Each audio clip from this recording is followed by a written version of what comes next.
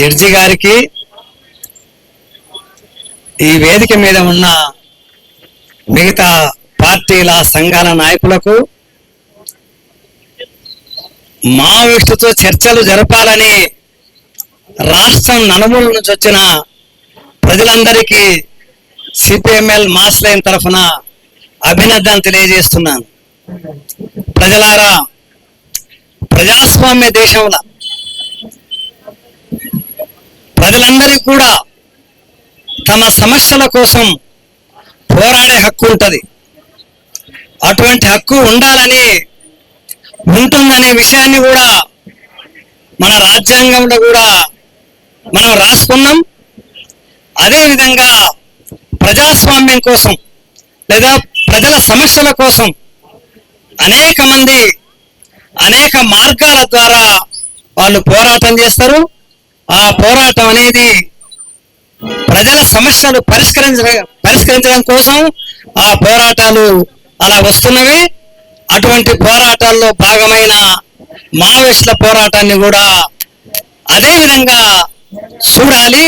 అట్లా చూడకుండా వాళ్ళ పోరాటాన్ని దాన్ని అమిత్ షా మార్చి 26 మార్చి లోపల దాన్ని నిర్మూలన చేస్తానని మాట్లాడడం అంటే ప్రజాస్వామ్యంలో ప్రజల సమస్యల కోసం పోరాటాలను చేయడానికి అంత బహిరంగంగా మాట్లాడే పరిస్థితి వచ్చింది ఈరోజు. ఎందుకంటే ఈరోజు మన కేంద్ర ప్రభుత్వము దేశవ్యాప్తంగా కూడా అసలు సమస్యలు, ప్రజల సమస్యలు వాటిని పరిష్కరించడానికి బదులుగా పోరాడే వాళ్ళందరినీ కూడా నిర్మూలన చేసేటట్టుగా అది తయారైంది. అయితే ఒక్క ప్రశ్న వస్తుంది, మనం అందరం కూడా వేసుకోవచ్చు, ఎవరైనా పోరాటాలను సమస్యల కోసం చేయాలి.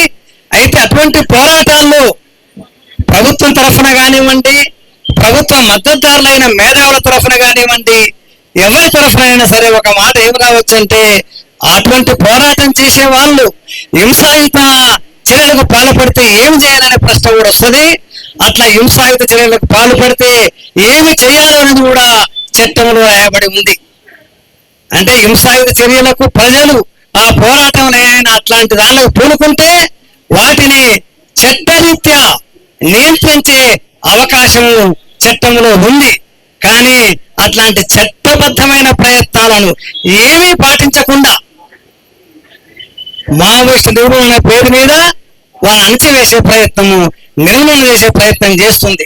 ఒక మావోయిస్టులనే కాకుండా మావోయిస్టులకు అంటే రకరకాల పద్ధతుల్లో వాళ్ళ దగ్గరికి ఏదైనా సమస్యలు ఉన్నామని చెప్పి ప్రజలు వస్తే ఆ ప్రజలందరినీ కూడా ఏ మాత్రం విచక్షణ లేకుండా వాళ్ళను కూడా నిర్మూలించే ప్రయత్నం లేదా వాళ్ళను కూడా చంపివేసే ప్రయత్నం ఈ కేంద్ర ప్రభుత్వం చేస్తుంది.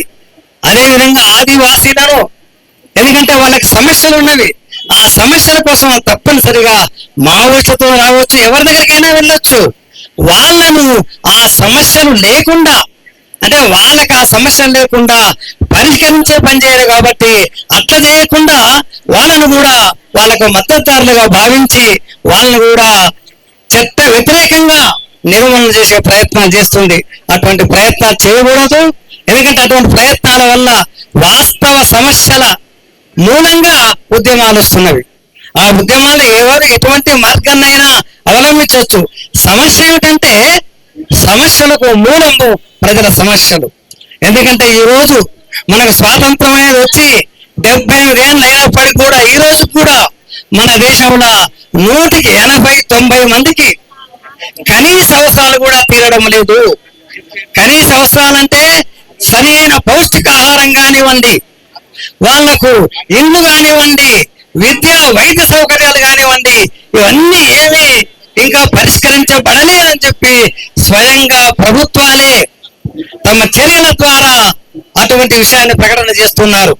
ఎందుకంటే ఇంతకుముందు వక్తలు కూడా చెప్పారు, ఈ రోజు కూడా మన దేశంలో 80 కోట్ల మందికి మామూలు ఆహారం తీసుకోవడానికి కూడా పరిస్థితి లేదు అని 80 కోట్ల మందికి మేము బియ్యాన్ని సరఫరా చేస్తామని మాట్లాడుతున్నారు. మొన్న రేషన్ కార్డులు ఈ రాష్ట్రంలో కూడా 80-90 మందికి రేషన్ అంటే అర్థం ఏమిటి? వాళ్ళందరూ కూడా పేదరికంలో ఉన్నారని ఈ ప్రభుత్వాలే తెలియజేస్తున్నవి. అట్లాంటి పేదరికాన్ని నిర్మూలించే ప్రయత్నం చేయకుండా ఆ సమస్యల మీద పోరాడేవాడిని నిర్మూలించే ప్రయత్నం చేయడం అనేది అది సరైనది కాదు. అట్లాంటి ప్రయత్నాలు జయప్రదం కూడా కావు. కాబట్టి ప్రభుత్వాలు ఏం చేయాలంటే వాస్తవంగా ఈ సమస్యలను పరిష్కరించడానికి ప్రయత్నాలు చేయాలా. మేము కూడా ఆ రకమైన ప్రయత్నాలు చేయకుండా ఈ రకంగా చట్ట వ్యతిరేకంగా ఎవరినైనా సరే ఈ కాల్చివేయడాన్ని మేము సిపిఎంఎల్ మా శ్రేణి తరఫున వ్యతిరేకిస్తున్నాము. ఈ ఉద్యమం అంతా కూడా మొత్తం ప్రజానీకానికంతా కూడా తెలియజేయాలి. వాళ్ళందరూ తెలుసుకొని చర్చలు చేయాలని చెప్పి కోరాలని చెప్పి మేము కోరుకుంటూ ఈ అవకాశం ఇచ్చిన వీరికి ధన్యవాదాలు తెలియజేస్తూ సెలవు తీసుకుంటాం.